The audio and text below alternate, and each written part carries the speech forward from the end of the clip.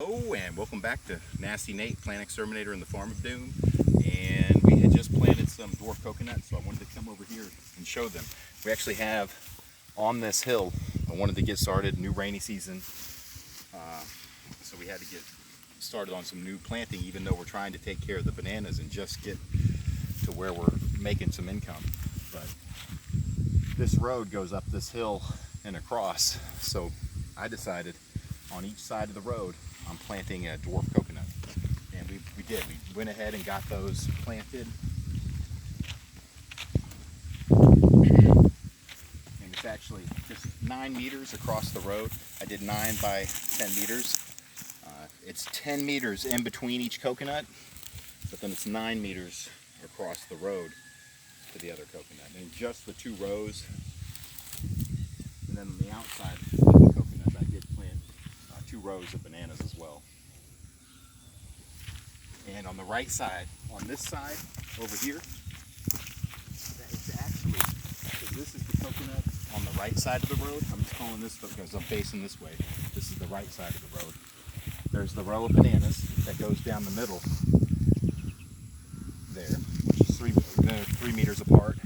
But on the other side, there's a row of 2 rows of rambutan over there with a row of bananas in the center.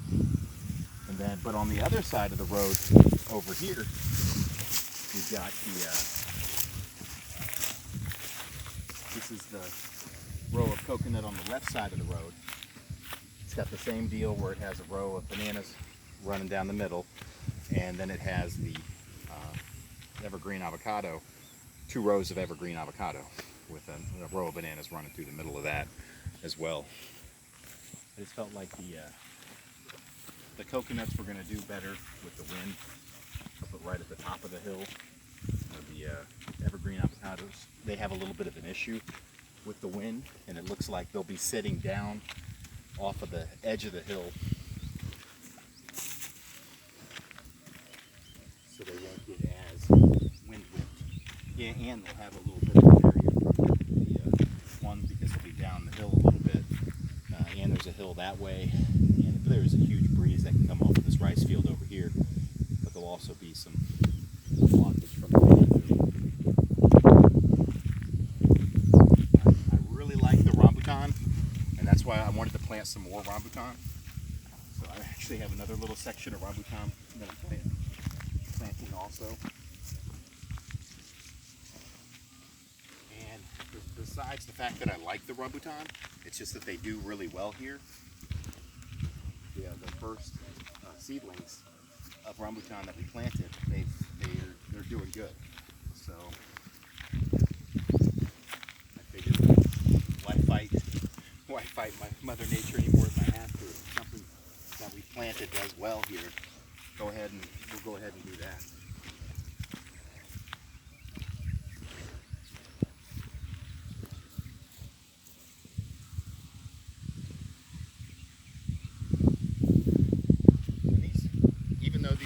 Coconut, they're not, and we just got these in the ground. They're not like the really short dwarf coconut. You'll still need just like a step ladder to get the coconut. But we saw the coconuts, and they were from a good place. And the coconuts, the seedlings, already had the roots coming out. I've been told that if they don't already have roots coming out, sometimes there can be an issue where a lot of times there's like a big failure rate on those. Already have the roots coming out, so I'm hoping these take over here. And I'm going up the hill. I plan on doing a house video here later. That's the house, and I can even see the house. Like the roof line is kind of straight, but then the patio deck it slopes up as you go to the left. It's just. Oof, and the whole thing slopes to the house. I'm not happy about that, but that'll be a different video. Oh, and the spacing on the rambutan on this side, and the spacing on the evergreen avocado is basically the same. I go 8 meter by 8 meter on those, except on the row that's right next to the coconut row. It's just 9 meters away on that, but it still has a row of bananas, of the Lacatan bananas running through the center. And so we'll basically do the same thing that we've been doing when we're planting. We have a huge spot over here. This whole side of the hill coming down from the 2 rows of the rambutan here. So we'll continue that where we do the same spacing that I've been doing with the intercropping for the Lacatan bananas and the grafted UF18 cacao, which looks like we're going to make a trip to Davao to get those. So that'll be that area down there, and that's available here will be filled in with Lacatan bananas.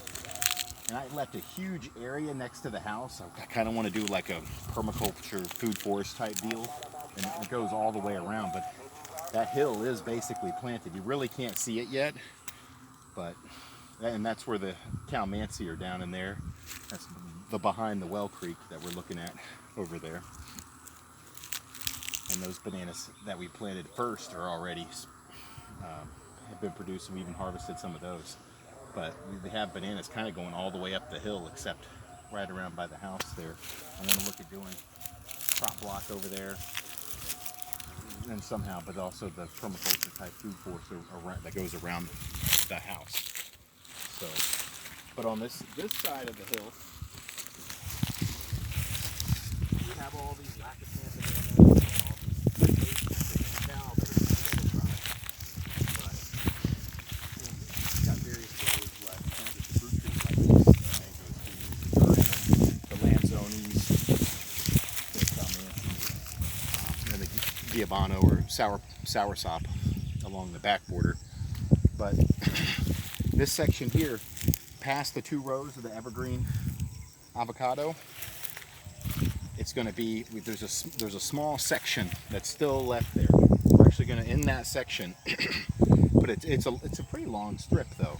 We're going to do the giant saba, which is, I'm going to use a 5 meter by 5 meter spacing, just because the price of Lacatan is down, or it's just to have something different too. So we're going to do that. We're already taking care of bananas. It's different, but it's still similar there. And so I'm looking forward. When we have some giant sabas, we'll take the suckers from those, unless we can find a good source. We just don't want to bring any disease suckers onto the property. And even the tissue cultures. These are some of the tissue cultures that we have back over here. They've all started. They've got some blue bags on them, but they're just not as healthy. The soil is not as healthy, so they're a little behind. But that's good, because then those areas will fill in and then maybe increase our bunch number a little bit and become productive at some point once we get once they get a little bigger. They're not moving quite as quickly. But I just wanted to show what we had in the works for our new planting. I'll go ahead and enter there. Please like, comment, share, and subscribe.